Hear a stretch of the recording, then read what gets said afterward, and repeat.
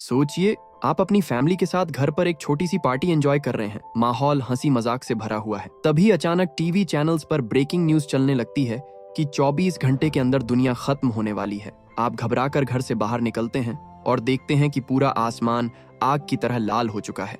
दुनिया के अंत की खबर सुनते ही आम लोग क्रिमिनल बन गए हैं। चारों तरफ लूटपाट और क्राइम फैलने लगी है।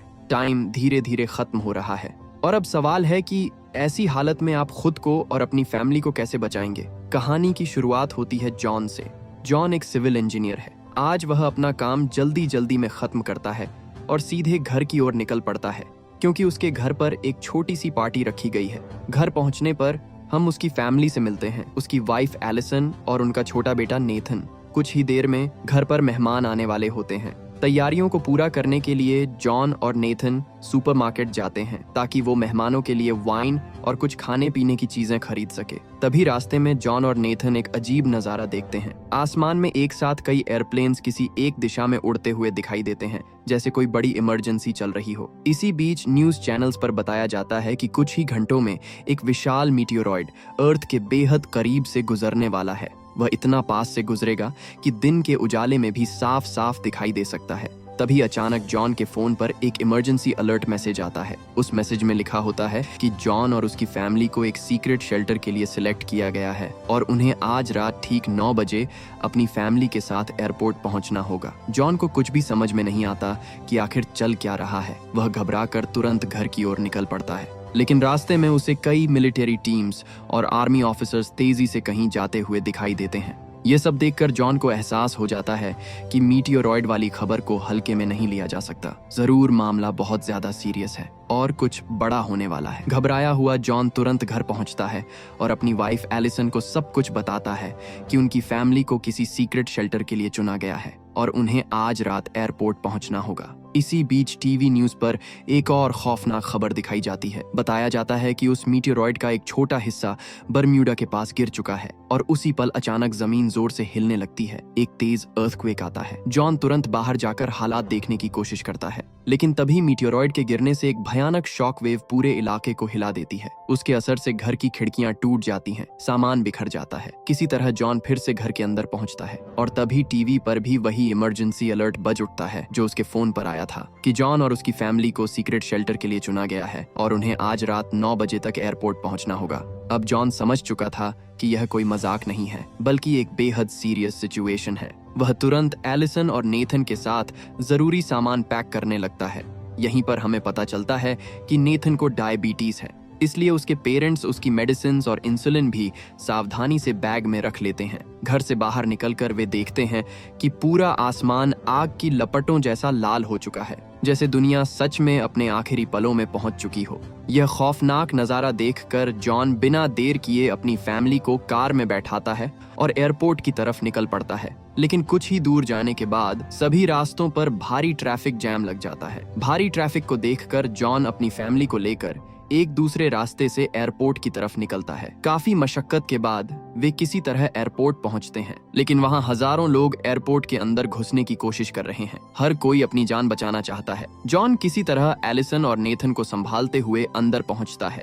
वहां चुने हुए लोगों की पहचान के लिए उनके हाथों में एक एक बैंड बांधा जाता है, जिससे साबित हो सके कि वही लोग सीक्रेट शेल्टर के लिए सिलेक्टेड हैं। आगे बढ़ने से पहले सिक्योरिटी चेक हो रहा होता है। हर चुने हुए व्यक्ति के बैग्स की सख्ती से जांच की जा रही थी। साफ निर्देश था, एयरप्लेन में एंटर होने के लिए एक से ज्यादा बैग अलाउड नहीं है। इसलिए जॉन और एलिसन जल्दी जल्दी जरूरी सामान एक ही बैग में डालने लगते हैं। इसी दौरान एलिसन अचानक घबरा जाती है, क्योंकि बैग में नेथन की मेडिसिन नहीं मिलती। वह तुरंत नेथन से पूछती है। नेथन बताता है कि शायद वह मेडिसिन कार में ही रह गई हैं। अब प्लेन के टेक ऑफ में सिर्फ 15 मिनट बचे हैं और नेथन की डायबिटीज की मेडिसिन उसके लिए बेहद जरूरी है। तभी जॉन फैसला करता है। वह एलिसन से कहता है कि वह कार से मेडिसिन लेकर वापस आएगा और सीधे उनसे प्लेन में आकर मिलेगा। यह कहकर जॉन भीड़ के बीच से होकर किसी तरह अपनी कार तक पहुंच जाता है और किस्मत से उसे नेथन की मेडिसिन कार में मिल जाती है। उधर एयरपोर्ट के अंदर एलिसन बेचैनी से जॉन का इंतजार कर रही होती है। काफी समय बीत चुका है, लेकिन जॉन अभी तक वापस नहीं लौटा। घबराई हुई एलिसन सामने खड़े एक सोल्जर से मदद मांगती है। वह उसे बताती है कि उसके हस्बैंड बाहर उनके बेटे की मेडिसिन लेने गए हैं और उनसे रिक्वेस्ट करती है कि उन्हें दोबारा अंदर आने में मदद की जाए। लेकिन यहीं एलिसन से एक बहुत बड़ी गलती हो जाती है। उसे मेडिसिन के बारे में मेंशन नहीं करना था।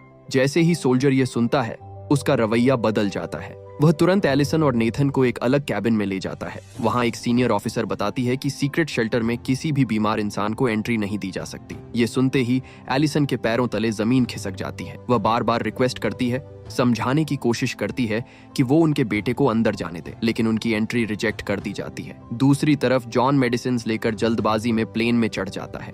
उसकी नजरें बेचैनी से एलिसन और नेथन को ढूंढ रही होती हैं, लेकिन पूरी भीड़ में उसकी फैमिली कहीं भी दिखाई नहीं देती। अब प्लेन के दरवाजे बंद हो चुके थे और वह किसी भी पल टेक ऑफ करने वाला था। तभी पास बैठा एक आदमी जॉन के हाथ में रखी मेडिसिन्स को देख लेता है। वह हैरानी से पूछता है, तुम्हारे पास ये मेडिसिन्स कैसे हैं?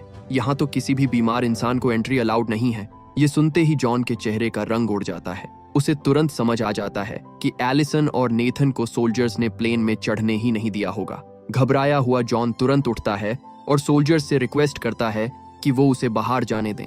वो उसकी बात मानकर डोर ओपन कर देते हैं। जैसे ही प्लेन टेक ऑफ की तैयारी में था, उसी वक्त वे लोग जिन्हें शेल्टर के लिए सिलेक्ट नहीं किया गया था, एयरपोर्ट पर हमला कर देते हैं। इसी दौरान प्लेन में फ्यूल भर रहे आदमी को गोली लग जाती है और फ्यूल जमीन पर लीक होने लगता है। जॉन जोर से चिल्लाकर सभी से कहता है कि तुरंत प्लेन से बाहर निकल जाए, क्योंकि फ्यूल लीक हो रहा है और प्लेन कभी भी ब्लास्ट हो सकता है। चारों तरफ अफरा तफरी मच जाती है। लोग अपनी जान बचाने के लिए इधर उधर भागने लगते हैं और तभी एक और गोली चलती है जो लीक हो रहे फ्यूल से टकरा जाती है। अगले ही पल एक एक्सप्लोजन होता है और वहां खड़े सभी प्लेन्स ब्लास्ट हो जाते हैं। धमाके के उस भयानक पल में जॉन किसी तरह हिम्मत जुटाकर कई लोगों की जान बचा लेता है, लेकिन राहत की यह सांस ज्यादा देर तक नहीं टिकती। उसे जल्द ही पता चलता है कि बेस के अधिकारियों ने उसकी फैमिली को अंदर आने से साफ मना कर दिया है। उधर एलाई और नेथन किसी तरह कार तक वापस पहुंच चुके होते हैं। नेथन की मेडिसिन लगभग खत्म हो चुकी है और बेस के बाहर मचा हंगामा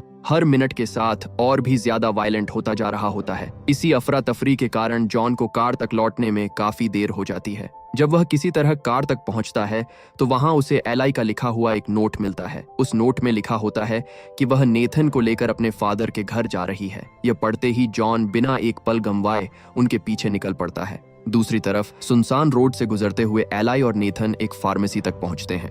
एलाई तुरंत नेथन का ब्लड शुगर चेक करती है और फिर इंसुलिन ढूंढने के लिए अंदर जाती है, लेकिन तभी अचानक कुछ क्रिमिनल्स लोगों का एक गैंग फार्मेसी में घुस आता है और बिना किसी वजह के अंधाधुंध फायरिंग शुरू कर देता है। चारों तरफ गोलियों की आवाज गूंजने लगती है। लोग चीखते हुए जमीन पर गिरने लगते हैं। किसी तरह एली और नेथन उस जगह से बचकर बाहर निकल आते हैं। बाहर सड़क पर एली को एक फैमिली दिखती है। मजबूरी में वह उनसे हाथ जोड़कर आगे तक लिफ्ट देने की रिक्वेस्ट करती है और वे लोग मान भी जाते हैं। लेकिन सफर के दौरान जिस कपल के साथ एली बैठी होती है, उनका बिहेवियर धीरे धीरे अजीब होने लगता है। पहले उनकी बातें बदली बदली सी लगती हैं, फिर उनका रवैया अग्रेसिव और सस्पिशियस हो जाता है। अचानक बिना किसी वार्निंग के वे एली को चलती कार से बाहर धक्का दे देते हैं। वे एली का रिस्ट बैंड छीन लेते हैं, जो शायद किसी तरह की आइडेंटिफिकेशन या सिक्योरिटी के लिए जरूरी होता है, और उसके बेटे नेथन को लेकर वहां से चले जाते हैं। एली बेबस होकर हाईवे पर अकेली रह जाती है, अपने ही बेटे से दूर टूटे हुए दिल के साथ। उधर दूसरी तरफ जॉन भी नॉर्थ की ओर जाने के लिए एक ट्रक में लिफ्ट लेने में कामयाब हो जाता है। ट्रक के अंदर उसकी मुलाकात एक आदमी से होती है जिसका नाम कॉलिन है। कॉलिन बताता है कि वे सभी कनाडा की तरफ जा रहे हैं। ड्राइवर का वहां किसी खास इंसान से कनेक्शन होता है, एक ऐसा आदमी जिसके पास प्राइवेट प्लेन है। उसने बताया कि वही प्लेन उन्हें शेल्टर्स तक पहुंचा सकता है। कुछ देर बाद जॉन को पता चलता है कि मिलिट्री ने अपने सेफ शेल्टर्स ग्रीनलैंड में बनाया है। ट्रक वाला आदमी उसे समझाता है कि वह पहले अपनी फैमिली को ढूंढे, फिर वो साथ में कनाडा में मिलकर किसी प्लेन के जरिए ग्रीनलैंड के शेल्टर्स तक पहुंच सकते हैं। उसी ट्रक में बैठे एक और आदमी की नजर जॉन के रिस्टबैंड पर पड़ जाती है। उसकी आंखों में लालच साफ झलकने लगता है। वह गुस्से में जॉन से डिमांड करता है कि वह अपना रिस्टबैंड उसे दे दे। जॉन साफ मना कर देता है और अगले ही पल ट्रक के अंदर एक जबरदस्त फाइट शुरू हो जाती है। लड़ाई इतनी वायलेंट हो जाती है कि ट्रक कंट्रोल से बाहर होकर सड़क पर घूमता हुआ क्रैश कर जाता है। पीछे बैठे लोग झटके से बाहर जा गिरते हैं, लेकिन फाइट फिर भी नहीं रुकती। आखिरकार जॉन मजबूरी में उस आदमी को मार देता है और इस हादसे में कॉलिन की भी मौत हो जाती है। इसी बीच एली को भी एक और लिफ्ट मिल जाती है जो उसे उसी एयरपोर्ट बेस की तरफ ले जा रही होती है जहां नेथन को ले जाया गया है। नेथन अभी भी उन अजनबी लोगों के साथ होता है। जब वे एयरपोर्ट बेस के फर्स्ट चेक पॉइंट पर पहुंचते हैं तो सोल्जर्स सबके रिस्ट बैंड्स चेक कर रहे होते हैं। उसी समय नेथन हिम्मत जुटाकर सोल्जर को सच बता देता है कि ये लोग उसके असली पेरेंट्स नहीं हैं। नेथन की बात सुनते ही सोल्जर्स तुरंत उन लोगों को पकड़ लेते हैं और नेथन को अंदर सेफ जगह पर ले जाया जाता है। कुछ देर बाद एलाई भी किसी तरह बेस तक पहुंच जाती है। वहां पहुंचते ही वह पागलों की तरह नेथन को ढूंढने लगती है, एक चेक पॉइंट से दूसरे चेक पॉइंट, एक मेडिकल यूनिट से दूसरी यूनिट तक, और आखिरकार उसकी तलाश खत्म होती है। उसे नेथन मिल जाता है। नर्स उसे बताती है कि नेथन को इंसुलिन दे दिया गया है और अब वह सेफ है। यह सुनते ही एलाई की आंखों में राहत के आंसू आ जाते हैं। नर्स आगे यह भी कहती है कि वह एली की मदद करेगी ताकि उसे उसके फादर के सिटी के लिए मिलिट्री ट्रांसपोर्ट मिल सके और नेथन के लिए जरूरी मेडिसिन का भी इंतजाम कर देगी। इस अनजान दुनिया में यह मदद एली के लिए उम्मीद की नई किरण बन जाती है। उधर दूसरी तरफ जॉन थका हारा और भूखा एक खाली घर में घुसकर पानी और खाने की तलाश करता है, क्योंकि अब उसकी जिंदगी का सिर्फ एक ही मकसद रह गया है, अपनी फैमिली तक पहुंचना। जॉन तुरंत न्यूज चेक करता है और उसे पता चलता है कि कॉमेट का मेन इम्पैक्ट अब 24 घंटे से भी कम समय में होने वाला है। यह सुनते ही उसके होश उड़ जाते हैं। समय उसके हाथों से रेत की तरह फिसल रहा था। तभी उसे उस घर में एक फैमिली कार की कीज मिलती है और बिना एक पल गंवाए वह एलाई के फादर के घर की तरफ निकल पड़ता है। वहां पहुंचकर जॉन देखता है कि एली के फादर अपने कुछ दोस्तों के साथ कार्ड्स खेल रहे होते हैं, जैसे बाहर की दुनिया में कुछ हुआ ही ना हो। जॉन बेचैनी से एली और नेथन के बारे में पूछता है। इसी बीच एली और नेथन एक गैस स्टेशन तक पहुंचते हैं और वहीं से घर पर फोन करते हैं। जॉन और एली के फादर ये खबर सुनते ही बिना देर किए उन्हें लेने निकल पड़ते हैं और आखिरकार बिखरी हुई फैमिली फिर से एक हो जाती है। घर लौटने के बाद जॉन सबको बताता है कि ग्रीनलैंड में बने शेल्टर्स की खबर बिल्कुल सच है। अब यही उनकी आखिरी उम्मीद है। जॉन एली को समझाता है कि उन्हें कनाडा जाना चाहिए और अपनी किस्मत आजमानी चाहिए। हालात चाहे जैसे भी हों, कोशिश करना जरूरी है। यह सुनकर सब मिलकर सफर की तैयारी शुरू कर देते हैं, लेकिन एली के फादर को साथ चलने के लिए मनाना आसान नहीं होता। वे अपनी जमीन और अपने घर को छोड़ने के लिए तैयार नहीं होते। तभी अचानक आसमान में आग का एक भयानक गोला चमकता है। कॉमेट का एक विशाल टुकड़ा उनके घर के पास आ गिरता है। जमीन जोर से कांप उठती है। ये देखकर सबको तुरंत निकलने का फैसला करना पड़ता है। एलाई के फादर जॉन को एक गन देते हैं। वे उससे कहते हैं कि वह उनकी बेटी और पोते का ख्याल रखे और खुद वहीं रुकने का फैसला करते हैं। भारी दिल और नम आंखों के साथ जॉन, एली और नेथन वहां से रवाना हो जाते हैं, लेकिन रास्ते में उन्हें एक बड़ा ब्लॉकेड मिल जाता है। सड़कों पर गधियों की लंबी लाइन लगी होती है और तभी आसमान से कॉमेट के टुकड़े बरसने लगते हैं। हर तरफ आग और धमाकों की आवाज। जॉन हिम्मत जुटाकर लाइन से कार निकाल देता है, लेकिन आसमान से गिरते पत्थर हर तरफ तबाही मचा रहे होते हैं।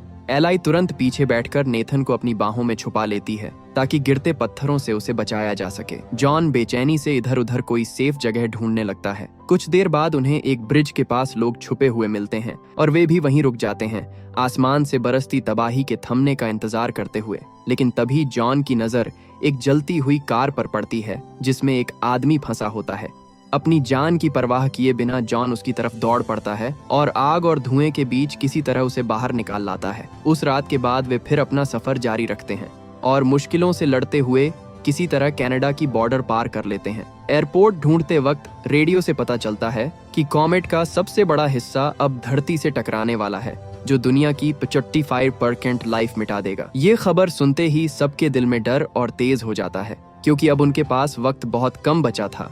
रास्ते में उन्हें आसमान में एक प्लेन उड़ता हुआ दिखता है और थोड़े ही आगे एक दूसरा प्लेन टेक ऑफ के लिए तैयार खड़ा होता है। उम्मीद की आखिरी किरण समझकर वे उसी प्लेन का पीछा करने लगते हैं। जॉन हिम्मत जुटाकर अपनी कार सीधे प्लेन के सामने रोक देता है। पायलट पहले उन्हें लेने से साफ मना कर देता है, क्योंकि प्लेन पहले से ही फुल होता है। लेकिन जॉन और एली अपनी मजबूरी और हालात बताकर किसी तरह उसे मना लेते हैं और आखिरकार वे प्लेन में चढ़ जाते हैं। प्लेन में बैठने के बाद जॉन कुछ पल के लिए आंखें बंद करता है और उसे अपने पुराने खुशहाल दिन याद आने लगते हैं। एक छोटा सा घर, हंसती हुई फैमिली और एक नॉर्मल जिंदगी जहां सब ठीक था। लेकिन जब उसकी आंख खुलती है तो प्लेन ग्रीनलैंड के पास पहुंच चुका होता है। दूर से ग्रीनलैंड बिल्कुल शांत और सुरक्षित दिखाई देता है, जैसे कॉमेट का असर यहां तक पहुंचा ही नहीं। पर तभी अचानक समुद्र में कॉमेट का एक बड़ा टुकड़ा गिरता है और उससे उठी भयानक शॉकवेव प्लेन तक पहुंच जाती है। प्लेन के दोनों इंजन्स फेल होने लगते हैं। पायलट प्लेन को सेफली लैंडिंग करने की कोशिश करता है, लेकिन प्लेन एक ग्लेशियर से टकरा जाता है। इस भीषण इम्पैक्ट में पायलट्स बुरी तरह फंस जाते हैं जॉन उन्हें बचाने की पूरी कोशिश करता है, लेकिन चाहकर भी कुछ नहीं कर पाता। तभी दूर आसमान में एक मिलिट्री प्लेन लैंड करता हुआ दिखाई देता है, जिसे देख जॉन तुरंत प्लेन से बचे हुए लोगों को साथ लेकर उस दिशा में दौड़ने लगते हैं जहां उसने मिलिट्री प्लेन उतरते देखा था। जब वे वहां पहुंचते हैं तो एक मिलिट्री ट्रक उन्हें तुरंत अंदर ले लेता है और बिना समय गंवाए सीधे एक सीक्रेट शेल्टर तक पहुंचा देता है। जैसे ही वे लोग शेल्टर के अंदर जा रहे होते हैं, उसी पल कॉमेट धरती से टकरा जाता है। सोल्जर्स बताते हैं कि उस भयानक इम्पैक्ट की शॉक वेव बस कुछ ही मिनटों में यहाँ तक पहुंचने वाली है। सबको जल्दी जल्दी और गहराई में शेल्टर के अंदर ले जाया जाता है, जहां मोटे दरवाजे बंद कर दिए जाते हैं। अंदर पहुंचकर हर कोई खामोशी और डर के साथ उस इम्पैक्ट का इंतजार करता है। फिर समय बीतता है। 9 महीने बाद दुनिया का नजारा पूरी तरह बदल चुका होता है। शहर तबाह हो चुके होते हैं, ऊंची ऊंची इमारतें मिट्टी में मिल चुकी होती हैं और इंसानियत एक नई टूटी हुई दुनिया में जीने की कोशिश कर रही है। लेकिन उस बर्बादी के बीच भी जॉन, एली और नेथन जिंदा होते हैं और उनकी फैमिली साथ होती है। रेडियो सिग्नल्स अब दुनिया भर में बचे हुए सर्वाइवर्स को ढूंढ रहे होते हैं। कुछ ही देर में एक कनेक्शन मिलता है और मैसेज आता है कि धूल बैठ चुकी है और कहीं भी रेडिएशन का खतरा नहीं है। ये सुनते ही शेल्टर के अंदर बैठे लोगों की आंखों में महीनों बाद उम्मीद की चमक लौट आती है। धीरे धीरे शेल्टर के भारी गेट्स खुलने लगते हैं और जॉन, एली और नेथन जिंदा बाहर निकलते हैं। उनके सामने तबाह हो चुकी दुनिया होती है, टूटी सड़कें, बिखरी इमारतें और एक खामोश आसमान। लेकिन तभी उसी आसमान में एक छोटी सी चिड़िया उड़ती नजर आती है, जैसे नेचर खुद बता रही हो कि जिंदगी अभी बाकी है। वे धीरे धीरे शेल्टर से बाहर कदम रखते हैं और स्पेस से दिखती अर्थ पर रेडियो सिग्नल्स दुनिया भर में गूंजने लगते हैं, जो यह ऐलान करते हैं कि इंसानियत खत्म नहीं हुई। और इसी के साथ ये कहानी यहीं खत्म होती है। ऐसी जबरदस्त सर्वाइवल कहानियों के लिए चैनल को अभी सब्सक्राइब करें।